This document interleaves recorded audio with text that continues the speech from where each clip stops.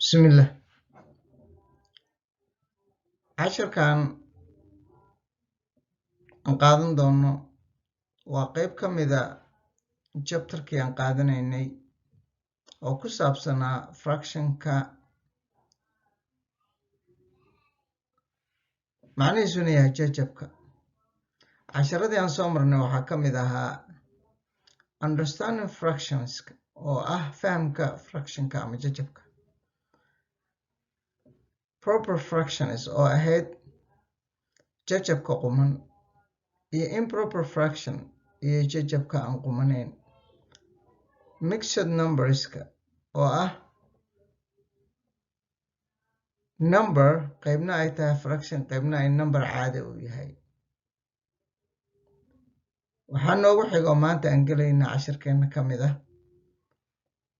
multiplying fractions, inaan fractionada isku dhufano. waxaa noo xigi doona sida fractionada la isugu qaybiyo ama dividing fractions. waxaa xigi doona adding fractions, fractionkii ama jajabkii oo la isku darayo. waxaa xigi doona subtracting fractions ama jajabkii oo la kala goonayo. casharkeena maanta aan qaadanayno oo aan halkan kusoo xusi doono waa qaybtaas aan calaamada saarayo. ayadaa marka waxaan ka bixinaynaa tusaalayaal iyo fahamkeeda gaarka ah iyo sida loo sameeyo iyo qaabka ay u dhacayso. halkan waxaan rabnaa inaanu dib u fiirino xoogaa wixii aan soo marnay. hore waxaan u soo marnay inaan fractionka aan dhahnay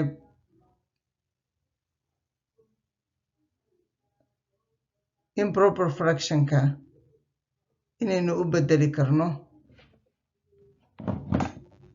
mixed number. haddii aase 7/5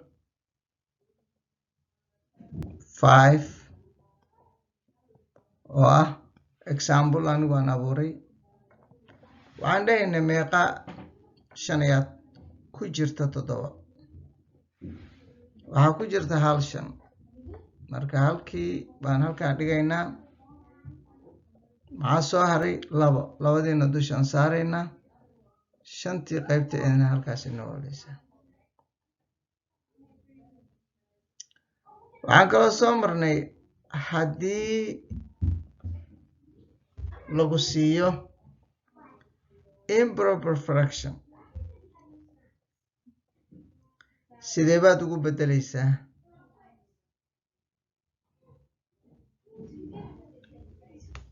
mixed number waa tusaalaha hadda aan sameynay. tusaalaheena labaad waxaa weeye haddii lagu siiyo mixed number sida 4 8 loo qaybshay 5, sidee baad ugu bedeleysaa simple form u qoreysaa oo ah mixed number. maxaa keenaya marka inaan simple form u qorno 4/8/5 ama 4 8 loo qaybshay 5? waxaa keenaya sareeyaha jajabka 8 weeye, waa ka wen yahay 5, marka waxaa isla socda number 4 ah iyo fraction improper ah ayaa isla socda. marka simple form sababta loogu qorayo waxaan nidhi waxa weeye in la yareeyo oo heerka ugu hooseeya la gaarsiiyo. sidee baan u sameynaynaa marka? laba habba waa u sameynaynaa marka habkan. tallaabada koowaad waxa waaye inaan u bedelno numberkan aan haysano hadda. waa tallaabada koowaad. waxaan u bixinayaa a ama a. waxaan soo qaadaya numberkaygii 4 8 loo qaybshay 5. waxaan sameynayaa 8diiba waxaan ku dhufanayaa 4, thenna waxaan ku darayaa wixii ii soo baxay 8daas oo waxay noqonaysaa afar lagu dhuftay 5 waa 20 lagu daray 8 haraaga ahayd oo halkan saarneed 8 loo qaybshay 5 xasuulkiisa baxa waxa way 8 loo qaybshay 5 hadda ayaa waxaan u bedeli karaa inaan iraahdo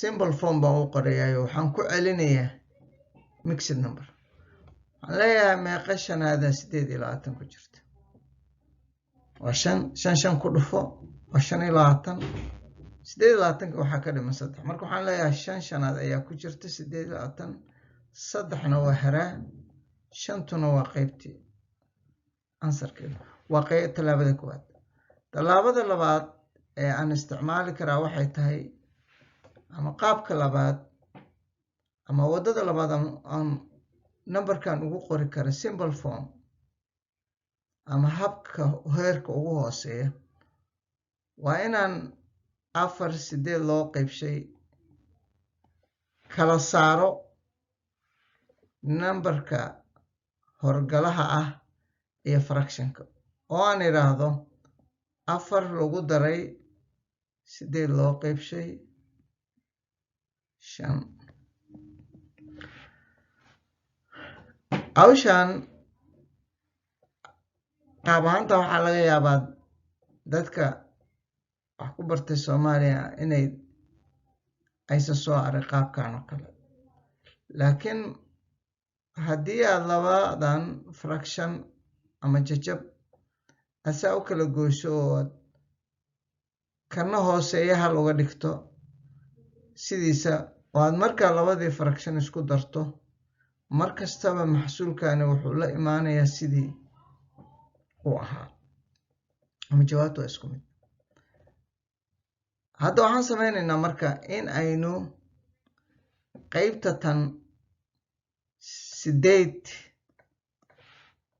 loo qaybshay 5 ayada aan ka shaqeyna 4tiina sideeda u haysano xaalana 4 lagu daray waxaanu marka isticmaalaynaa 8dii meeqa shanaada ku jirto hal baa ku jira maxaa soo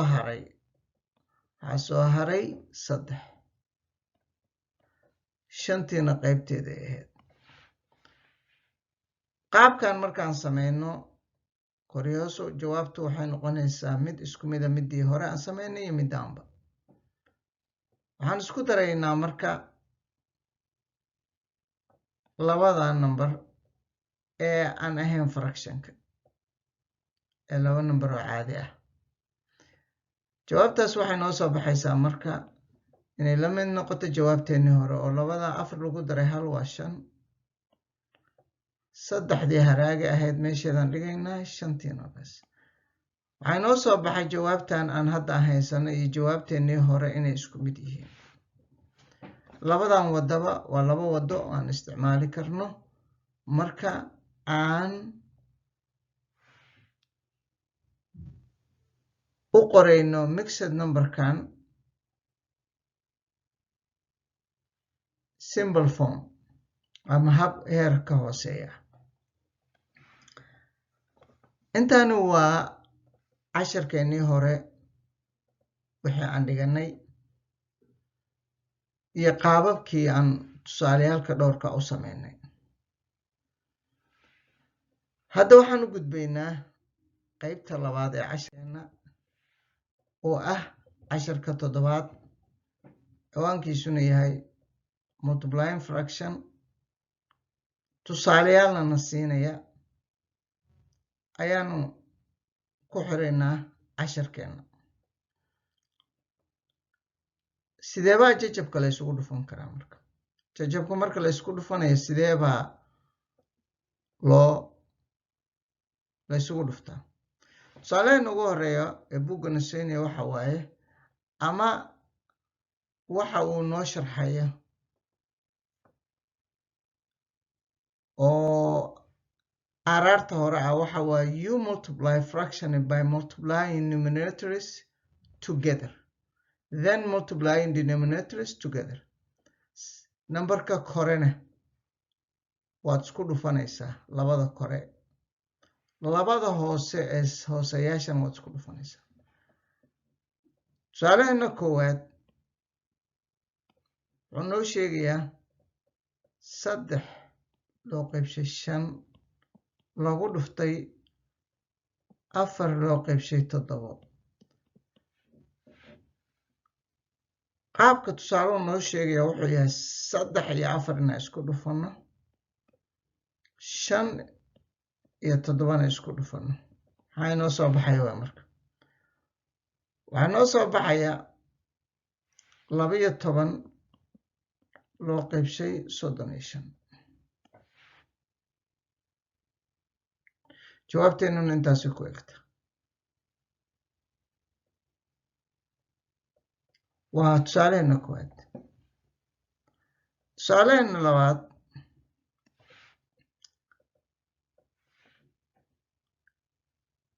waa 5 lagu dhuftay 2 loo qaybshay 3. tusaalahan wuu ka duwan yahay tusaaleheenii hore. waxaa laga yaabaa in dadka qaarkood u arkaan 5ta horgalaha ahi inuusan fraction ahayn. waa uu yahay, laakiin fraction improper ma aha. fraction proper ma aha, waa improper fraction. maxaa yeelay number kastoo keligii meel taagan waxaa hooseeya u ah 1.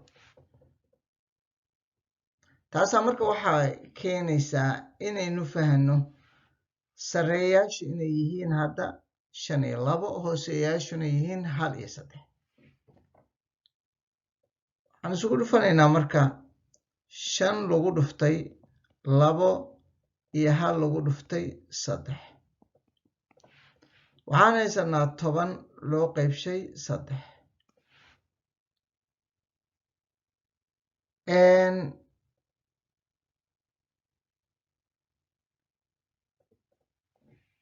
halkaa ugama tegi karno marka. waxaa noo soo baxay markii aan labadeena fraction isku dhufanay improper fraction noo soo baxay oo ah in sareeyihiis weyn yahay hooseeyihiina yar yahay. waxaan dhahaynaa marka waan sii kaxaynaynaa simple form inaan usii qorno. waxaan leenahay meeqa 3 ayaa ku jirta 10. waxaa noo soo baxaya in 3 ay ku jirto, 1na uu haraayahay. markaasaan waxaan numberkeennii u bedelnay simple form, waana sidana laga rabo.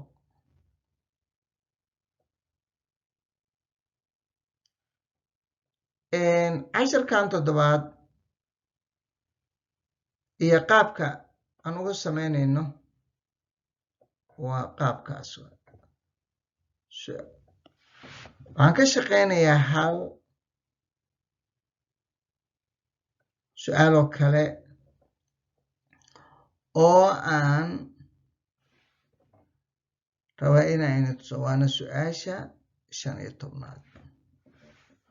su-aasha 15aad waxaan u doortay, waxaa laga yaabaa dadka nambarka horgalaha ahaa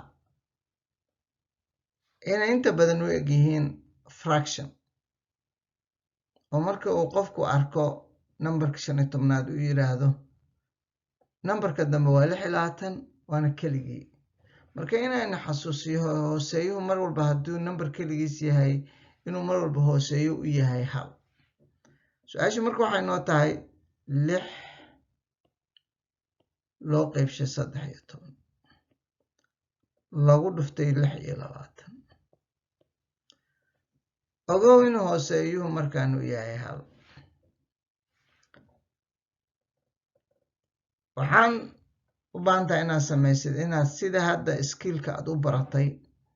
siyaabo badan baa loo samayn karaa, laakiin waxaan hadda ku ekeenaynaa habka keliya waddada aan baranay ilaa aan ka gaarayno inaan habab badan oo kala duwan isticmaali karno.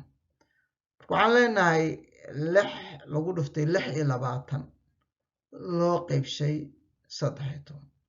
markii 6 markaan u qaybsho 6 iyo 20 waa imise. inaan isku dhufano weeye marka oo numberkeena intaan dusha istaagno aan ka qaadano 26 lagu dhuftay 6 inaan dhahno wey 6 ku dhufo waa 36 saddex baa wadataa 6 ku dhufo 2 waa 12 ku dar saddexdii aa wadatay waa 15 marka numberkeena wuxuu noo soo baxayaa 156 loo qaybshay maadaama 13 aan ku dhufanay hal waa 13 sidii jawaabtii labaad su'aashii labaad jawaabteedii waxaan haysanaa improper fraction marka waxaan u baahanaa hadda inaynu fududeyno oon dhahno meeqa 13 ayaa ku jirta 156 waa inaanu qaybinaa iyadana mar labaad oon dhahnaa waxaan isticmaalaynaa qaybta dheer 156 loo qaybshay 13 waxaan u gelinayaa 15 markaan 3 u qaybo waxaa u gelaysa hal waa 13 waxaa soo hartay 2 iyo 6 dii aan soo dejiyo waxaan u gelinayaa 2 waxay soo haraya 2 ku dhufta 13 waa 26 halkaasna waa kala gooye waxay soo haray eber soo jawaabtu waxay noqotay 12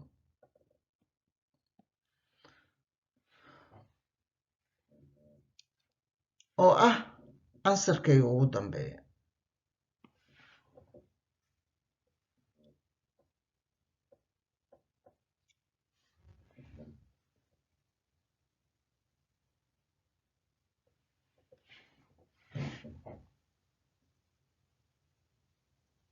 waxaana ku ega halkaas casharkii waxaan u baahnaa marka maadaama saddexdaa tusaale oo kala duwan aan halka ku xusnay iyo qaababka loo sameynayo